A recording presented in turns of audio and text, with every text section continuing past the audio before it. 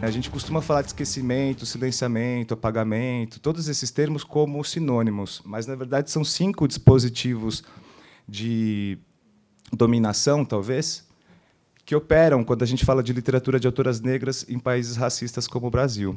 Então, eu costumo sempre falar sobre o esquecimento, que tem a ver com a memória, a gente está aqui no centro de memória, o apagamento, que tem a ver com o registro escrito, com os textos, a ideia de silenciamento, que tem a ver com a voz, né, o eu enunciador, a ideia de invisibilização, que tem a ver com a imagem, e, no limite, a ideia de interdição, de proibição de corpos, que não podem ocupar determinados territórios, determinadas instâncias, determinadas instituições da nossa cultura.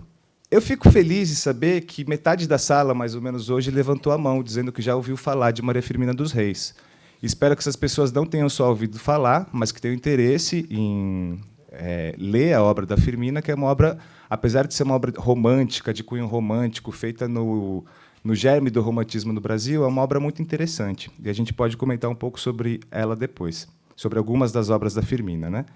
Mas eu vou apresentar para vocês aqui um pouco das características biográficas dela e da trajetória intelectual, antes de mais nada. A Firmina, ela nasceu no dia 11 de março de 1822, e ela nasceu e morreu no dia 11 de novembro, desculpa, de 1917. Ou seja, ela nasce no Brasil um pouquinho antes do Brasil se tornar independente de Portugal, e ela vai morrer só em 1917, no ano da Revolução Russa. Ou seja, ela viveu 95 anos. Parece pouca coisa, e não é nem para os tempos de hoje, mas se a gente for olhar para os dados do primeiro censo brasileiro, de 1872, a média de vida da população negra no Brasil, somando livres e escravizados, era de até 35 anos. Então, nesse contexto em que a população negra no Brasil vivia até 35 anos, a Firmina viveu viveu 95 anos, né? O que é uma coisa impressionante. Só que a gente conhece geralmente a Firmina por esses ineditismos, por esse pioneirismo na literatura. Mas, quando a gente olha para a trajetória dela, ela reúne uma série de ineditismos. Por exemplo, ela é considerada, como eu disse, a primeira romancista da literatura brasileira e também da chamada literatura afro-brasileira. E aí tem vários conceitos em disputa, né? Pode ser negro-brasileira, afro-brasileira, a literatura de autoria negra, a literatura negro-brasileira. Cada autor vai definir de uma forma, tem uma disputa ainda em campo, né? Pelo menos na perspectiva acadêmica, e na política também, né? Academia e política estão imbricadas, de alguma forma. Mas, enfim, ela inaugura essa vertente da chamada literatura afro-brasileira nesse território. Mas ela também é a primeira autora negra a publicar um romance em língua portuguesa, ou seja, não é só no Brasil. Em todo o território lusófono, ela se apresenta como a primeira. Ela é a primeira escritora a introduzir no gênero romance o drama do cativeiro. Quando a gente pensa na historiografia literária brasileira, quem que é o grande autor celebrado no que diz respeito ao embrião do abolicionismo ali? Geralmente Castro Alves, né? Com o Navio Negreiro. Só que o Castro Alves publicou Navio Negreiro em 1869. A Firmina publicou Úrsula em 1859. E Úrsula ele é considerado o primeiro romance, não dá para chamar de abolicionista, porque o movimento abolicionista ainda estava se configurando, mas ele é considerado o primeiro romance anti-escravista da nossa literatura. Só no que diz respeito a essa obra, ela reúne todos esses ineditismos. E aqui eu apresento uma das edições, que é de 2017, da PUC Minas, em parceria com só a PUC Minas, porque a editora Mulheres já tinha fechado as portas. A Firmina também é considerada a fundadora da primeira escola mista no Brasil. Hoje é muito comum, né? A gente entra em qualquer sala de aula, dependendo do curso, no ensino médio isso é generalizado, a gente tem meninos e meninas estudando no mesmo espaço. Só que no Brasil do século XIX isso não era uma realidade. E a Firmina funda, naquele contexto de patriarcado e escravismo, a primeira escola mista do Brasil. E foi muito feliz a ideia de reunir, num debate CEDEM, essas duas escritoras brasileiras, né, a Maria Firmina e a Carolina Maria de Jesus, porque elas têm imensos pontos de aproximação. Também tem pontos de distanciamento, e a gente vai conversando sobre isso também. Mas os pontos de aproximação dessas duas autoras dizem, basicamente, a respeito da realidade também que elas tiveram que enfrentar. Ambas, tanto Carolina como Maria Firmina, foram escritoras que sofreram o preconceito, o racismo, e souberam enfrentar essa situação a partir de uma literatura que é combativa.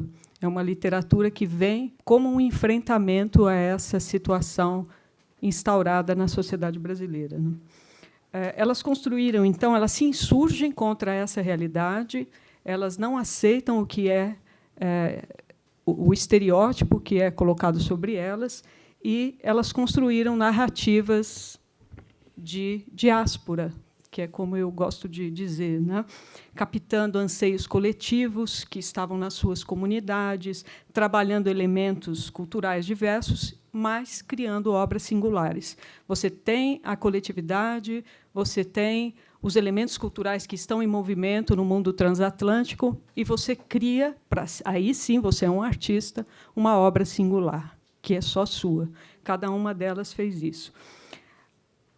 A expressão romântica, no meu ponto de vista, é um dos pontos de aproximação entre essas duas autoras, tanto Carolina como a Firmina. Isso é mais evidente na Firmina, mas, a partir do meu estudo, eu também levantei a expressão romântica em Carolina. Por quê? A Carolina, ela apreciava a palavra lentamente cultivada. Ela tinha uma expressão que foi transmutada do século XIX para o século XX, o que eu chamo de um romantismo afro-romântico, né? Um afro-romantismo, né? E que traz muito de ligação com os oradores românticos do século XIX, os escritores românticos do século XIX. Então, é uma aproximação que tem a ver com esse cultivo da palavra como uma coisa muito importante, os desvios da imaginação, porque a Carolina era uma autora ficcional, autora de romances, e pelo combate criativo, especialmente pelos poemas, né? A Carolina traz essa expressão romântica do século XIX ao XX, porque, na cidade onde ela nasceu, em Minas Gerais, essa expressão era muito forte, especialmente dentro da comunidade da qual ela veio, né? E é de Minas que ela vem para São Paulo. E, então, a Carolina é uma escritora afro-mineira, que nós vamos conversar aqui hoje, né? Ela chegou em São Paulo no final da década de 30, e o que se percebe, então, é esse elo de ligação com uma escrita que busca uma tentativa de mudança. Não é uma escrever porque ela decidiu, como alguns estudos mostravam no passado, que a Carolina tinha um anseio de subir na vida ou ficar rica através da literatura. A Carolina tinha a literatura como uma necessidade. É uma forma de ordenação do seu mundo. Não é uma escolha, simplesmente. É uma escolha, mas é uma escolha provocada por uma pulsão muito forte que ela trazia dentro de si.